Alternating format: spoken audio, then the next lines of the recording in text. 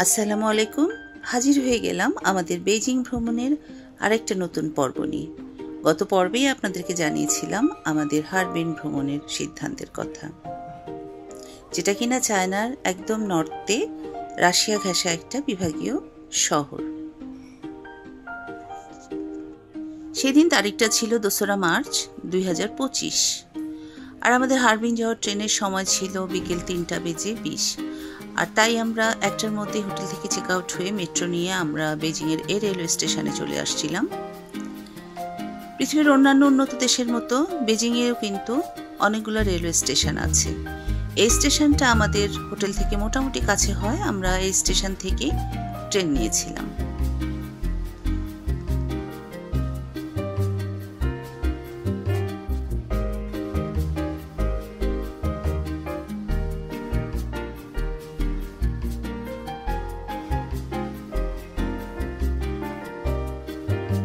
স্টেশনের ভিতরে ঢোকার আগে একটু বাইরে কিছুক্ষণ দাঁড়ালাম, একটু ছবি নিলাম, ভিডিও নিলাম। তারপর আমরা আস্তে আস্তে স্টেশনের ভিতরের দিকে হাঁটা ধরলাম।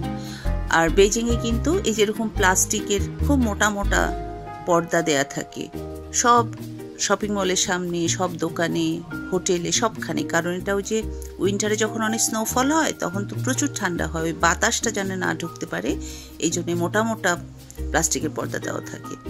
মেট্রো রেল স্টেশনে সবখানে যেখানেই আপনি ঢুকবেন ওই আপনি গেটেই পর্দাগুলো পাবেন। বেজিংয়ের এই রেলওয়ে স্টেশনটা কিন্তু অনেক পুরাতন, তারপরে কিন্তু আমার অনেক ভালো লাগতেছিল দেখতে। ওই পুরান আমলে রাজকীয় একটা ভাব থেকে না, স্ট্রাকচারগুলো ঠিক ওই আদলের। আর পুরো চায়নাতে তো এদের যত railway station, bus station, airport যেখানে আপনি যান খুব সুন্দরভাবে সব অর্গানাইজড থাকে। যাত্রীদের সুবিধা 100% দেওয়ার জন্য এরা যা যা করা লাগে সব কিছু এখানে থাকে। আমরা উপরে উঠে আসলাম, এসে আমরা বোর্ডে আমাদের ট্রেনের ইনফরমেশানগুলো নিচ্ছিলাম।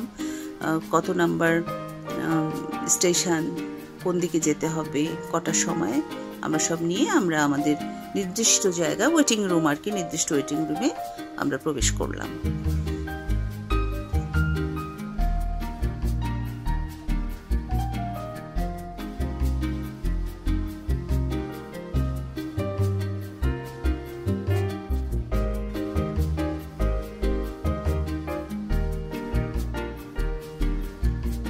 ওয়েটিং রুমে ঢুকে তো আমি মানুষ দেখে অবাক হয়ে গেছি।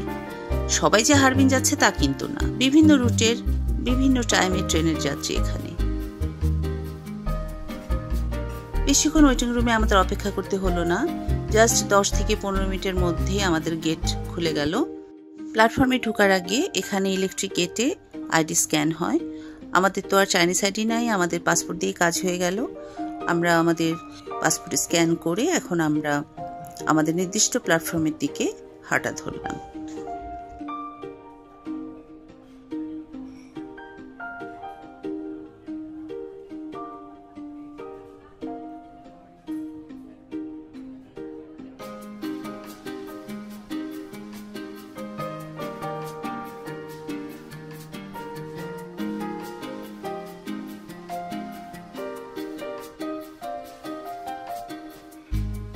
হংকং থেকে বেজিং আসার সময় চায়নার স্পিড রেলের অভিজ্ঞতা নিতে পারছি, আবার বেজিং থেকে হারবিন যাওয়ার সময় চায়নার আন্তনগর ট্রেনের অভিজ্ঞতা নিতে পারবো। ভালোই হলো একদিক দিয়ে স্পিড রেলের টিকিট না পেয়ে। এক ভ্রমণে 2 রকম ট্রেনের অভিজ্ঞতা নিতে পারার সুযোগ হয়ে গেল। আর স্পিড ট্রেনের ভ্রমণ অবশ্যই অনেক লাক্সারিয়াস হবে, আর এটা হওয়াই স্বাভাবিক।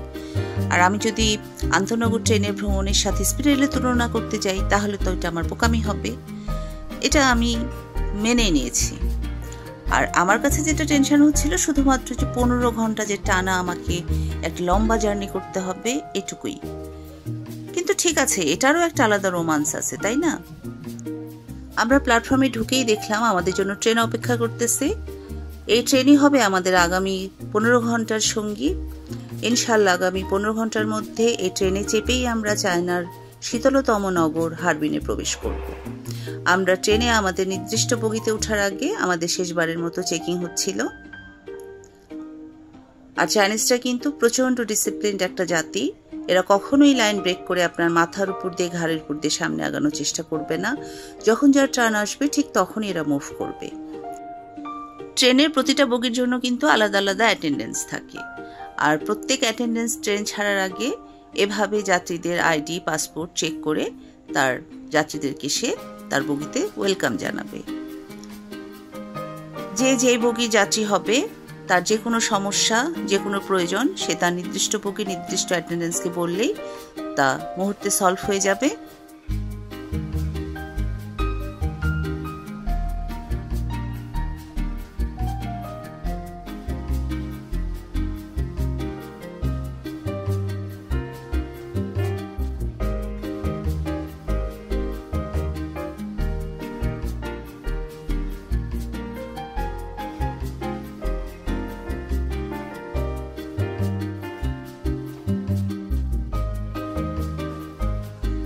চেকিং কমপ্লিট করে আমরা সুন্দরভাবে ট্রেনে উঠে পড়েছিলাম। প্রথম দিকে যদিও জার্নিটা নিয়ে অনেক ভয় ছিল, কিন্তু সময়ের সাথে সাথে জার্নিটা কিন্তু অনেক কমফোর্টেবল হয়ে উঠছিল। সত্যি কথা বলতে কি আমরা আসলে জার্নিটা অনেক এনজয় করতেছিলাম। আর পুরো বগির মানুষজন এত ওয়ার্মলি আমাদের ওয়েলকাম করছিল বলার মতো না।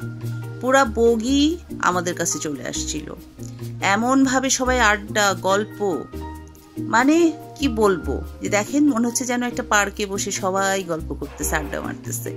আমি যদিও চাইনিজ বুঝি না সেভাবে কিছুই, আমার হাজবেন্ড খুব ভালো চাইনিজ বলতে পারে, বুঝতে পারে, তো সেই আমাকে ট্রান্সলেট করে দিচ্ছিল যে ওরা কি বলছে। যাই হোক, এদের সাথে আড্ডা গল্প, ছবি তোলা, খাওয়া দাওয়া এসব করতে করতে কখন যেই 14-15 ঘন্টার জার্নি শেষ করে আমরা হারবিনে পৌঁছে গেছিলাম আমরা বলতেই পারবো না। যখন আমরা হারবিনে ওদের কাছ থেকে বিদায় নিচ্ছিলাম, আসলে কিন্তু মনটা খারাপই লাগতেছিল। পৃথিবীর সব দেশে সাধারণ মানুষ মনে হয় একই রকম। আমরা যখন আড্ডায় বসি তখন কিন্তু আমাদের বিষয়বস্তু লাগে না, যে কোনো বিষয় আমরা গল্প শুরু করে দিই। চাইনিজটাও সেম। আর পুরো বগিতে আমরা একমাত্র ফরেনার, আমাদেরকে নিয়ে এদের আগ্রহের শেষ ছিল না। কত গল্প, কত কিছু। এই ট্রেনে জার্নি না করলে কিন্তু এদের সাথে আড্ডাটা মারার সুযোগ হতো না। আলহামদুলিল্লাহ, আমরা খুব সুন্দর একটা জার্নি শেষ করে, আমি তো বলবো মনে রাখার মতো একটা জার্নি শেষ করে আমরা হারবিনে এসে পৌঁছালাম। ট্রেন থেকে নেমেই বিরাট একটা ধাক্কা খেলাম। আমি তো আগে কখনো এত কম টেম্পারেচারে আসিনি। মানে ঠান্ডাটা যেন কেমন, আমি ভিতর থেকে কাঁপে উঠছিলাম, মানে কথা বলতে পারতেছিলাম না, আমার জিভটা যেন জড়ো হয়ে যাচ্ছিল। প্রথমে আমরা ট্যাক্সি স্ট্যান্ডে আসছিলাম, কিন্তু পরে আমরা ডিসিশন চেঞ্জ করলাম। আমরা সিদ্ধান্ত নিলাম যে আমরা মেট্রো রেলে করে আমাদের হোটেলে যাব। আর আপনি যখন চায়নায় আসবেন আপনি সবসময় চেষ্টা করবেন মেট্রো রেলে ট্রাভেল করতে। একটা শহরের মেট্রো রেল যদি আপনার হাতে চলে আসে তাহলে বুঝবেন যে শহরটাই আপনার হাতের মুঠায়। কারণ চায়নাতে মেট্রো রেল স্টেশনগুলোয় ডিকটেশনগুলো এত ক্লিয়ার চাইনিজ ইংলিশে দিয়ে থাকে যে একটা কানাও যদি একটু অ্যালার্ট থাকে সে কিন্তু ইজিলি মুভ করতে পারবে।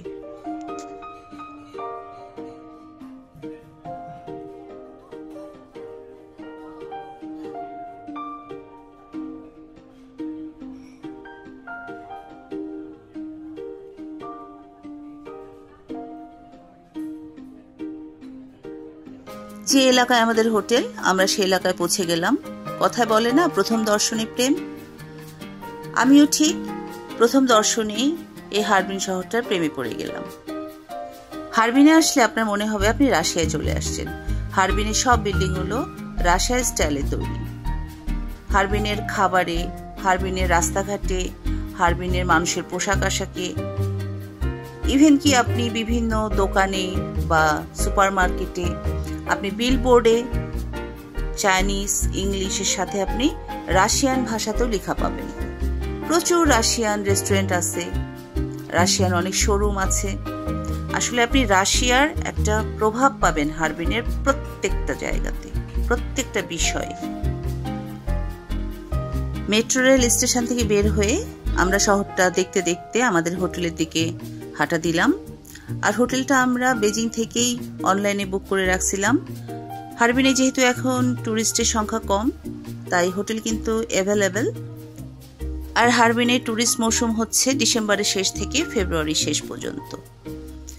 এই 2 মাসে উইন্টারে এরা স্নো নিয়ে এত উৎসব আয়োজন করে যে সারা ওয়ার্ল্ডে মনে হয় স্নো নিয়ে এত উৎসব আয়োজন করা হয় না। আমাদের খুব ব্যাড লাগ যে আমরা আসা 2-3 দিন আগেই এই প্রোগ্রামগুলো শেষ হয়ে গিয়েছিল। এই হোটেলটাই আমরা বুক করে রেখেছিলাম। খুব ভালো একটা টুরিস্ট স্পটে আমরা হোটেলটা পেয়েছিলাম। আর রাস্তার ওপারে একটা নদী আছে, যেটা আমি আপনাদেরকে পরের ভিডিওতে দেখাবো। তখনও কিন্তু নদীর পানিটা পুরা বরফ ছিল। এই পানি হয়তো গলতে গলতে আরও 1-1.5 মাস লাগবে। যাই হোক, আমরা যেহেতু স্নো ফেস্টিভ্যালগুলো মিস করে ফেললাম, যাক আমরা বরফ দেখতে পারবো, এটা একটা শান্তি লাগতেছিল, এটা ভেবেও ভালো লাগতেছিল আর কি। যাই হোক, আমরা আস্তে ধীরে হোটেলে চেক ইন করে ফেললাম। রুমে গিয়ে ফ্রেশ হয়েই আবার বের হয়ে গেছিলাম। চারিদিকে বরফ পড়ে রয়েছে, আর আমি কি রুমে বসে থাকতে পারি? এটা কি সম্ভব? ভিডিওটা শেষ করার আগে আপনাদেরকে একটা আমি ছোট্ট ক্লিপ দেখাই। আমার রুম থেকে ওই যে আমাদেরই রুমের পাশে হোটেলেরই ছাদ, ওখানে আমার ফার্স্ট হারবিনে এসে বরফ দেখা। ওই যে একটু সাদা সাদা বরফ পড়ে আছে, এটাই ছিল আমার হারবিনে প্রথম বরফ দর্শন। তো ঠিক আছে, আজকে ভিডিওটা আমার এই পর্যন্তই। আগামী ভিডিওতে থাকবে আমরা হারবিনে কি কি করলাম সে বিষয়ে। ততদিন ভালো থাকবেন, আবার দেখা হচ্ছে নেক্সট ভিডিওতে। আল্লাহ হাফেজ।